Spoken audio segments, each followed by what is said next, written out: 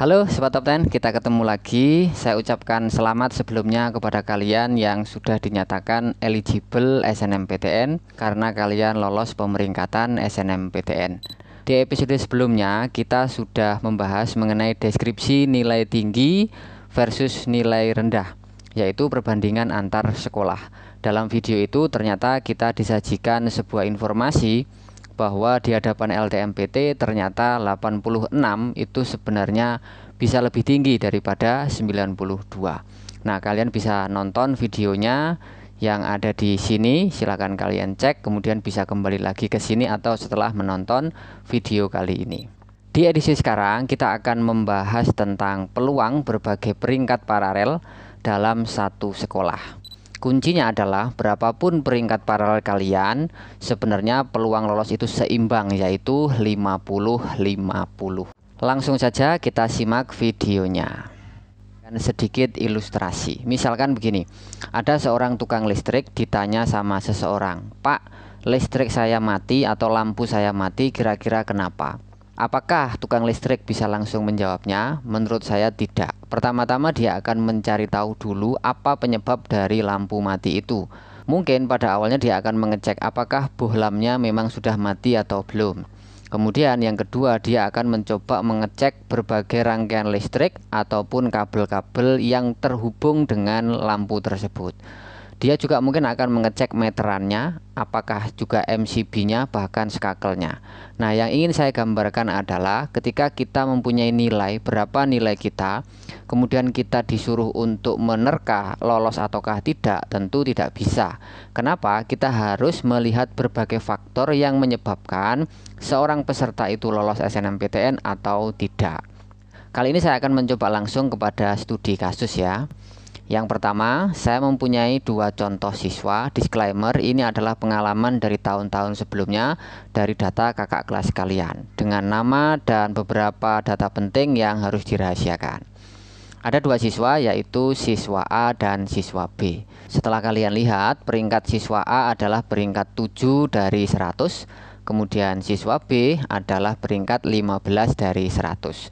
Kedua siswa ini dari satu sekolah yang sama ya. Jadi dari satu sekolah yang sama, karena materi kita kali ini adalah perbandingan antara paralel satu dengan paralel yang lainnya beserta peluangnya seperti apa. Kemudian yang berikutnya, siswa A itu memilih PTN yang klasternya A. Untuk klasterisasi PTN ini banyak ya, silahkan googling aja atau searching saja. Nah, yang siswa B memilih PTN yang klaster A juga. Jadi dalam posisi ini klasternya sama, alias PTN yang dipilih berklaster sama. Berikutnya, yang dipilih oleh siswa A adalah PTN yang sewilayah dengan sekolah asalnya. Sementara siswa B juga sama, lagi-lagi memilih yang sewilayah dengan sekolah asalnya. Pada instrumen pertama dan instrumen yang kedua, dua-duanya mempunyai kesamaan. Perbedaan ada pada peringkat paralel yang dimiliki oleh kedua siswa ini. Next, baik siswa A maupun siswa B mempunyai alumni di PTN tujuannya masing-masing. Jadi siswa A ada alumni di PTN tujuan, siswa B ada alumni di PTN tujuan. Keduanya juga masih mempunyai faktor-faktor yang sama juga karena sama-sama mempunyai alumni di PTN tujuannya. Berikutnya, mungkin ini yang sedikit berbeda. Siswa A memutuskan untuk memilih prodi yang klasternya A. Dari segi keketatan juga cukup ketat, bahkan sangat ketat. Kemudian siswa B, dia memilih prodi yang klaster B. Sebenarnya di atas kertas, baik siswa A maupun siswa B ini cukup bijak sebenarnya dalam memilih. Di mana dia peringkat 7, tentu saja sebenarnya cukup make sense kalau dia ambil prodi yang klasternya A.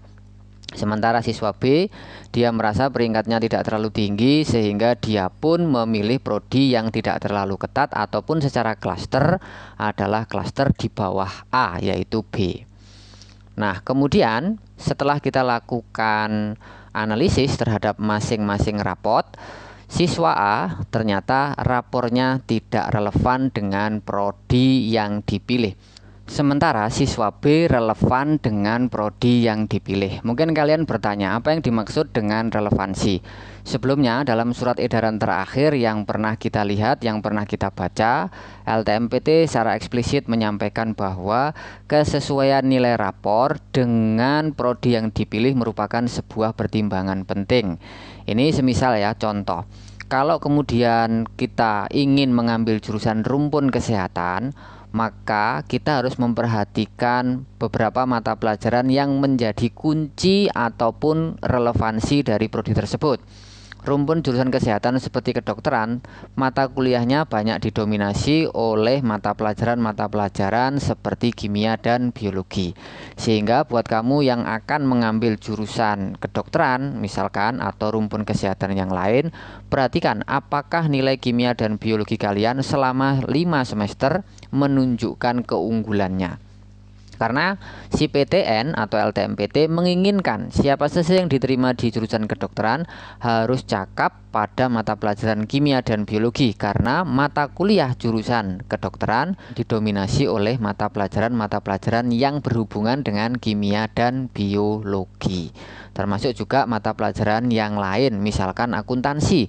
Ya, sebaiknya kita cek apakah nilai matematika kita dan nilai ekonomi kita menunjukkan keunggulan selama 5 semester.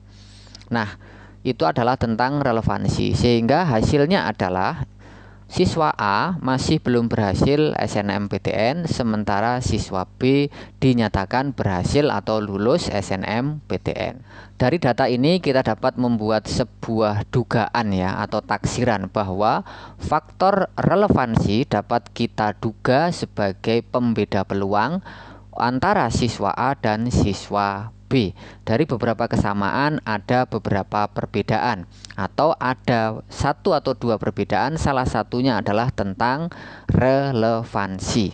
Jadi buat kamu yang pertama, jika ingin memilih sebuah prodi, maka perhatikan keunggulan mata pelajaran kalian itu cocok nggak, relevan nggak dengan prodi yang dipilih. Kemudian yang kedua, perhatikan paralelnya. Jika dirasa paralel kalian tidak terlalu tinggi, maka sebaiknya kalian mengambil langkah realistis. Realistis bukan sama dengan pesimis, tapi mengukur nilai kita dengan kemungkinan peluang terbaik atas prodi maupun PTN yang kita pilih. Kira-kira seperti itu ya, sehingga peluang kalian menjadi lebih baik. Peringkat paralel yang tinggi, kalau tidak mampu memanfaatkan, hasilnya pun menjadi kurang maksimal.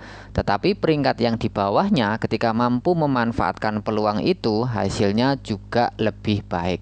Jadi dalam hal ini kalian harus benar-benar cermat untuk menghitung segala faktor yang disyaratkan oleh LTMPT sebagai syarat kelulusan. Buat kalian yang menginginkan konten apalagi, silahkan tulis aja di kolom komentar.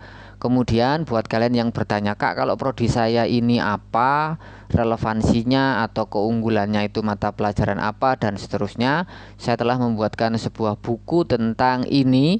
Silakan kalian akses, linknya saya taruh di kolom deskripsi. Kebetulan ini adalah edisi revisi 2021-2022. Silakan kalian akses karena jumlahnya sangat terbatas. Maksimalkan eligible SNMPTN kalian kali ini dengan dikonversi menjadi lulus SNMPTN 2022, karena kesempatan SNMPTN hanya 1 kali seumur hidup. Demikian video kita kali ini, semoga ada guna dan manfaatnya. Mohon maaf apabila ada kesalahan-kesalahan baik kata maupun kalimat yang kurang berkenan. Di episode yang akan datang kita akan mencoba untuk mengulas berbagai faktor-faktor lain yang menjadi sebab berhasil maupun sebab gagal. Termasuk juga pada episode yang akan datang saya akan coba untuk membuat video tentang waktu yang pas mendaftar SNMPTN. Terima kasih, tetap semangat, tetap belajar, dan create your future.